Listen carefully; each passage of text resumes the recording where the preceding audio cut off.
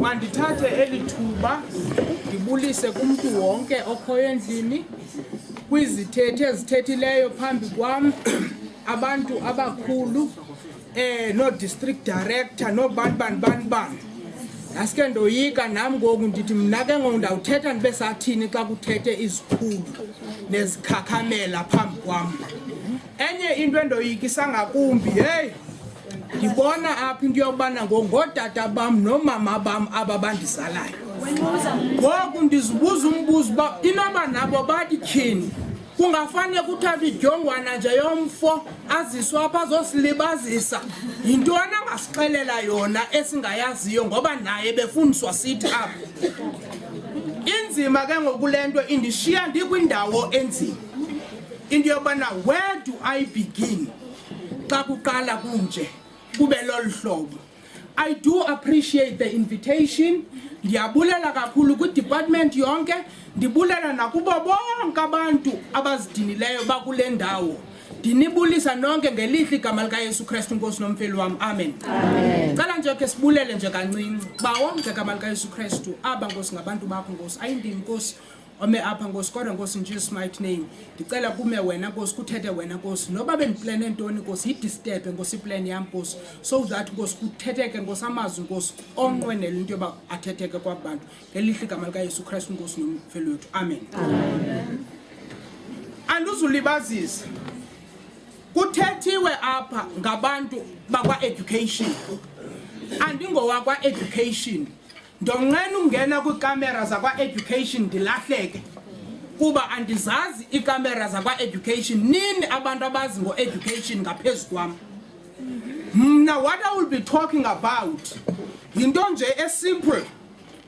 Ethi, I feel there is a need that we understand that irrespective of all the challenges ebezibekwa apha nezinto ebeniboniswa ngazo zikhuthazwa kanje nakanje, we need to understand one thing.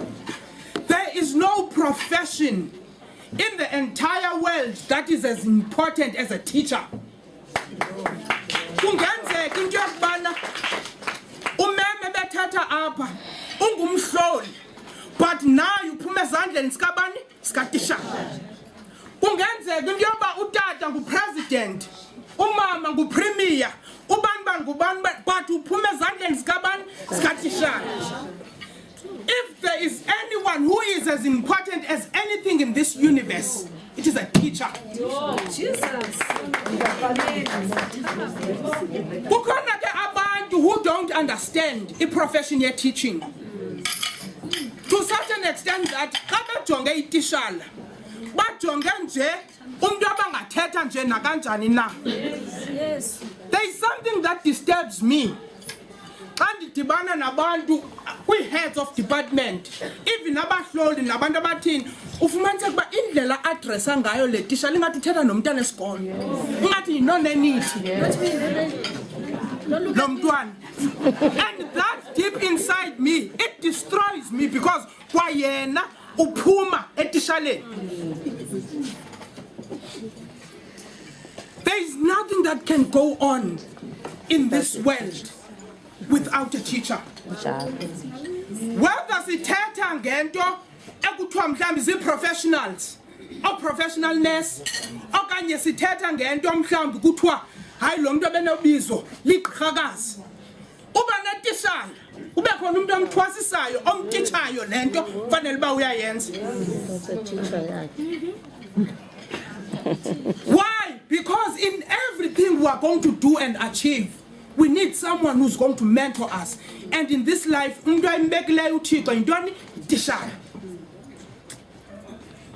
tishala is very significant in this universe. Why? Because each channel of all wisdom. Knowledge not come from teachers. Knowledge comes from books, but wisdom ifakwa ebantwaneni yitishala. Bear in mind, not the principal, not the subject advisor, itishala. Itishala is so important. Why? Because when we define wisdom is the correct application of knowledge. This and this works like this, but uba uzayisebenzisa nini la knowledge kanjani phi uze kulunge lanto uyifundiswe wayitrainwa yitishala. That is why neBhayibheli iyasipruvela into yokubana yonke wisdom ne-understanding ayisuki ntwini, isuka kwi-great teacher engubani? EnguThixo. That is according to Proverbs chapter 2 verse 6. And the profession ibaluleke kakhulu, not only ku-subject advisors nakwabantu basemhulumenteni, kwakuThixo ekuqaleni. Uyazi ngoba kutheni ibalulekile?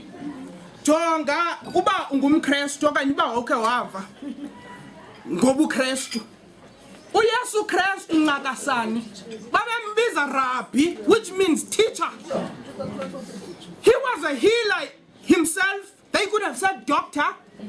He was a social worker because wayisiya afita abantu, but they referred to him as teacher. Because what was significant, the most important profession in the whole universe is that of a teacher. And wayayazi uYesu Kristu into yokubana if I invest in anyone and impact in knowledge in anyone, ndawuthi kwazo ndawo mna ndingakwazanga ufikelela kuzo bafikelele. You have produced abantwana who are doctors today. Yes. You have produced abantwana abazi lawyers. Nguwe la doctor, nguwe la lawyer, the extension yakho. Why? Because you are a teacher. You are so important in this universe. You know, Zazikhona izinto that put me off and set me off, even when I was in high school years ago. Kuthiwe kuyastrike utishala azihol, and I wouldn't understand, but aziholiswa kanjani itishala. Izezo ngabona abantu aba important nje ku community. Now, a teacher iphiwe iskill sokwazi ukutranslate and transmitter in knowledge ne-skill emntwaneni, so that whatever needs to be done in the universe, kuhlale kukhona umuntu othi I can do that, I can do that. So if we remove the teacher, we have removed all other professions in this universe. Ibalulekile i-teaching kuba noba kuthiwa eBhayibhelini mhlawumbe phakwa Proverbs chapter 3 and 4 kuthiwa i-education yeyona nto ebalulekileyo, but if uyayiva kuthiwa son, listen to your father's teachings, which means before education ibaluleke, there is a teacher who ought to be educating this person. Now with fivefold ministry, apostle, but there is also that one who's called a teacher. Now you are not teaching the word of God, but there is a ministry when you are somebody who translates and transmits information. Ndifuna ke unixelela into yokubana kukhona abantwana kwezi ndawo bakuzo abangadibananga no-principal, abangadibananga ne-subject advisor, abangadibananga nomnye umuntu, badibane nawe, and bathi udibana kwakho nawe because uye wayi-role model, baphetha bezizinto ebomini, bama bathini because of certain teachers. Just a short story, ndifunde eHoly Cross. Now, pa eHoly Cross across ndifike kwa-8 there was a teacher endandithanda istyle sakhe so-teacher, not necessarily what he was teaching but istyle sakhe so-teacher. Some of you might know the guy, Mr. Madikizel. This guy, teaching yakhe wayengangeni ba geography, he related with the child. I relate nomntwana, I relate ubon we enjoy anikube phandle, what is this? It's geography and like athi he formed a bond with us. Even today, he was a teacher geography, a teacher nezinye izinto, but there are words that have pushed me to where I am today. Ezathethwa nguye kwa-8 esimise ngenyawo singenzanga homework, hayi ndandiyenzile mna kodwa kabanye bengenzi. Mr. Madikizela, ndizama unibonisa isignificance yenu. Akwenziwanga homework ngabathile, usimise ngenyawo. But you know, dinas man yankab kusakuseni. Athi there are two important things in life. It's pain and pleasure. If you endure the pain now, you'll enjoy the pleasure for the rest of your life.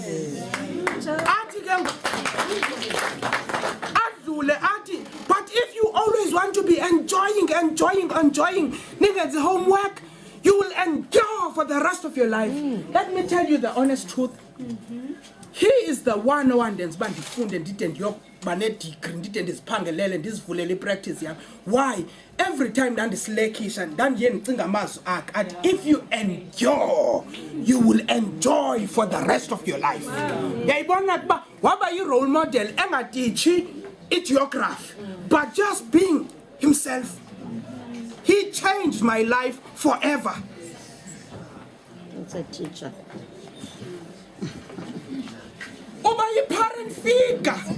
Uba kaloku abanye abantwana abalapha kwezi sikolo abanabazali zange balifumane i-warmth yomzali nento ethile, you tend to become that parent.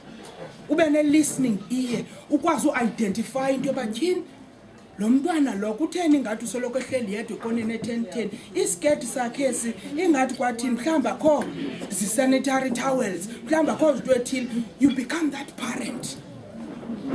That's why you are important. Children start living in your shadow. Ndithetha ukuthini nangoku? Kukhona abantwana, whether you understand or you don't, abathi xa bekujongile bathi ndifuna ufana nalaa mntu. Athi omnye akuparaphrase ufumanise ukuba uyakulinganisa xa uthetha, uyakulinganisa xa usenze, naxa kunxiba isivisi uzama unxiba njengawo. Why? You have tend to become a role model. Uprincipal akangeni moseklasini akatitshi i-principal zangoku ne nomhloli akekho kufika once a month, mhlawumbi nabo abadibani nomhloli, but wena as a teacher okanye ndiyakhosisa bafuna uba njengawe. That's how important you are. Into yokuba ndingakhe ndifane ndifane nomama ubanibani okanye notata ubanibani ade omnye atshintshe nee-walks kwedini, because you have become a role model. Amen.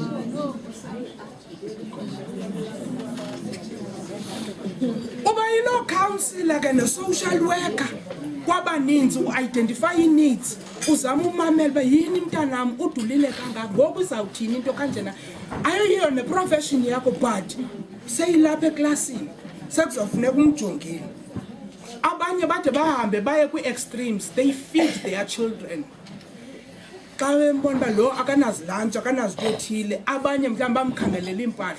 Uyazi ndizalwa ziitishala, kwakukhe kuthi andiqondi uba ninazo i-ethics kwa-education, ngoba ke babefika abantwana babetitshwa ngumama ekhaya, sihlale nabo iholiday yonke, abanye baphetha bezi-friends. Kuba wayinalaa nto into yoba I'm not just a teacher here, I'm also a parent. Ndizidentifyile needs, ndambona lo mntana akalifumani uthando from parents, akayifumani into ethile. So what can I do as a teacher? And you spend elona xesha elininzi with aba bantu. Social psychologists like u-Albert Bandura, esimazi ngento ethi makisi makidu. Hayi kaloku sanungithela nqa. Niyayazi ngani psychology, nikhe nindilanduzele, nindikowukele, ne? Uthi children live what they learn. Lento abayibonayo. So amaxesha amaninzi if wena noba sisazawufika pha uthe omnye umama khona izikolo eziphela ngo-9 ebusuku siqala ngo-8 siphele ngo-9 if uhleli nomntana from 8 to 9 lo mntana ayikho enye into ayibonayo ubona lo muntu nguwe ufunda le nto inguwe.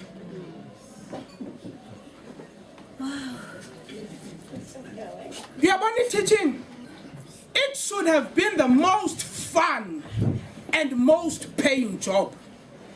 Ngoba zonke ezinye professions ezi they are as a result of teaching.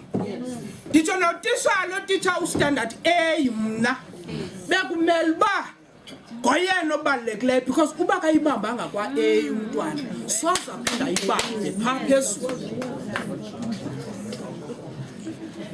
Teachers should not be underpaid to such an extent that they are leaving the profession of teaching but leqele ukuyoba ngabahloli ezofisini for better salaries.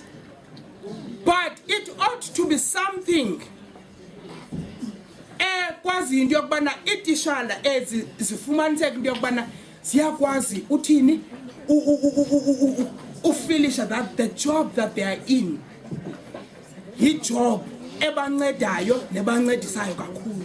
Initiatives like this ezenziwayo apho niqalwayo appreciatewa kuthiwe apha this is something that is happening year after year, ne? It's the first of its kind to them. Siyenza abantwana oko. Okay, abantwana oko, first of this kind. It means then kuya kwabonakala into yobana you guys are very significant.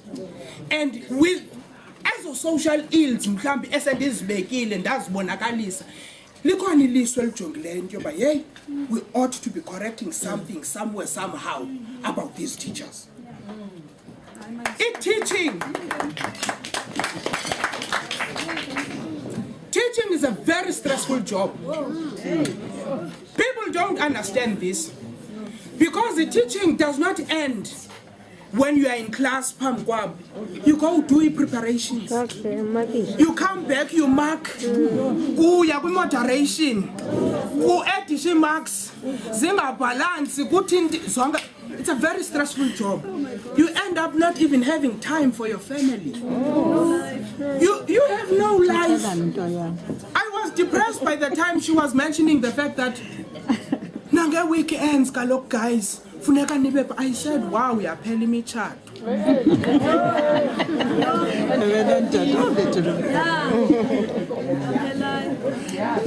right.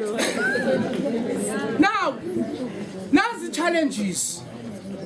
And can aziqaphela ndaziva kuba ndineetshomi ezizitishana le profession yam kukhe kunqonqoza iitishana ziyafika phaa kum now ndiye ndazisumarizela xa ndikhumbula uba zeziphi kanye ezinye izinto ababekhe bafike bekhala ngazo. Heyi ingxaki inkulu ndivuyile xa kusuka khona idepartment apha nabantu abatheni.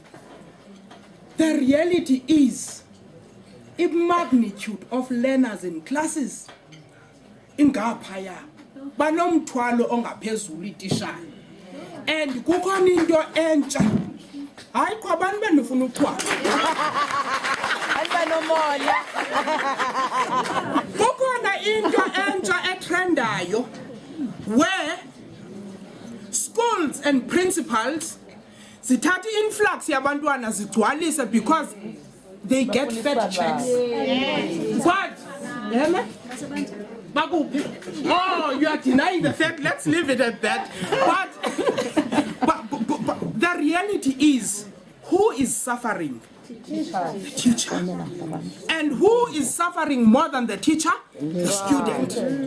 You know why is the student suffering more than the teacher? It is simply because utishala akakwazi unika individual attention to each and every student.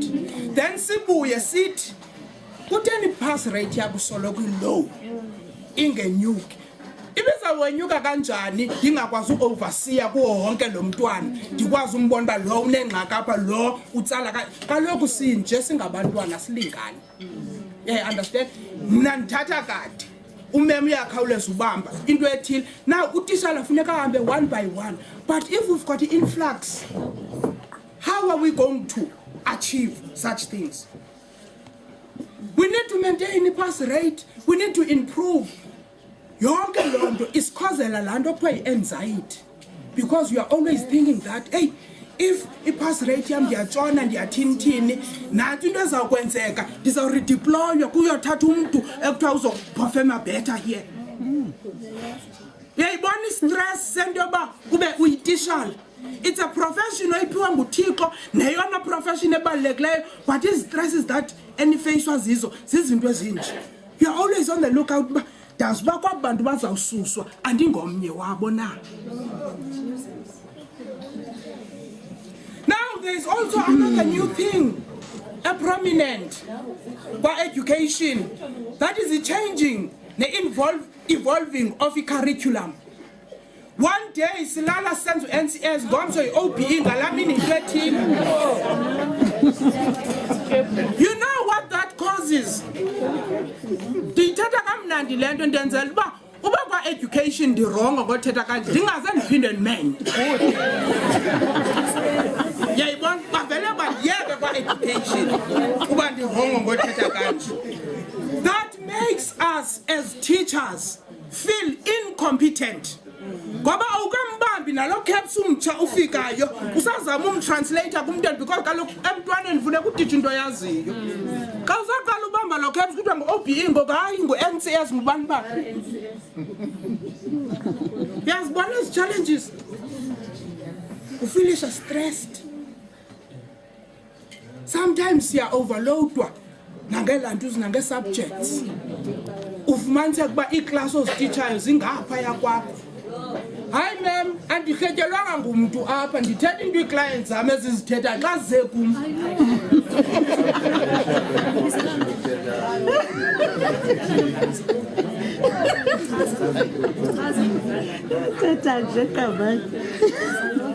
Kukhona ke nento esiyiqaphelayo singayiqapheli.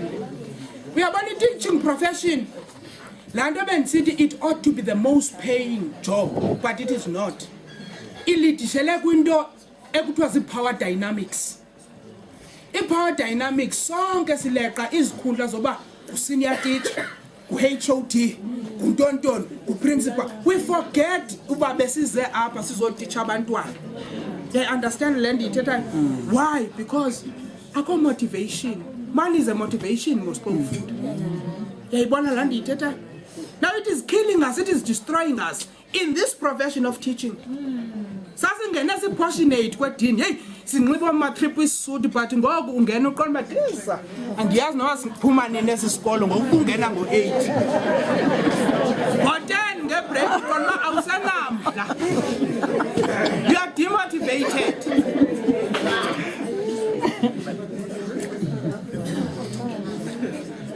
Bese ndithethile nge-redeployment nange-department officials kuthiwa kwawufika abahloli hayi ke kungancangazeli itishara uba hayi thulani pha zonke zingelana apha kwathini aba abahloli aba. To such an extent there is something I don't understand. Correct me, not wena ma'am. Hayi ungu-district director ndithi awungomhloli ungu-district director wena. Ndikhalela undityebisa lapha district director. Ukhona umhlolo ongazange wayitishana? No. Okay. Uqalwa bangutishana. Okay. Umane uzohlola into yaziyo ongutishana. Okay. Nansi ke into endingayi-understandiyo. Uyazi kukhona into yento yokubana mna, if you are talking to students, you are a teacher and they are students. Power dynamics, you understand? But if ungumhloli, you are above itishana. Okay? You are above itishana, but you are both adults. Ne? And more than being just adults, you are colleagues. Mutual respect, that is to say, xa ninendlela entle enithetha ngayo nirelate ngayo enithintini ngayo bangantantazeli otishala utheni lana kakufika wena manfuneka hey yo uphi ingathi sayiqalile hayibo. The secret to this is not about saying hey funeka ndingene nditshintshe because bazondiqabela especially uba ndiyi-female okanye ndiyi-male. No 100 times no. When you lead people awuhambi ngaphambile uhamba usithi uhamba nabo swiftly. And if wena ungumhloli uphiwe unetalente yoba ngumhloli okanye kwathini bekumele uba kulapho uthi ke ngoku yabona ke njengoba uhamba nawo xa sifika apha kule ndawo kutsitshwa kanje kuphinde kuthiwe kanje ungahambi phaa ungayazi uba bahamba kanjani ziuthi xa uphinde uguquka uthi kuthani salapho ngemva hayibo ayizona ungayisebenzi kanjani.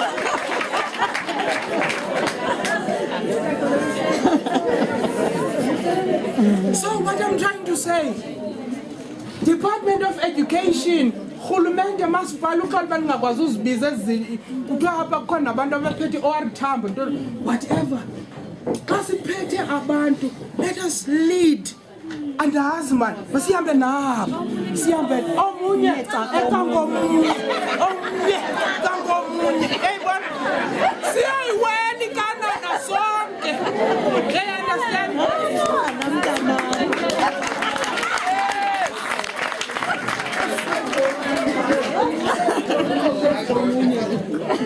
One of the things ndiyavuya uba kukhona iziphathamandla zalapha eMthatha nabantu abafundileyo kangaka.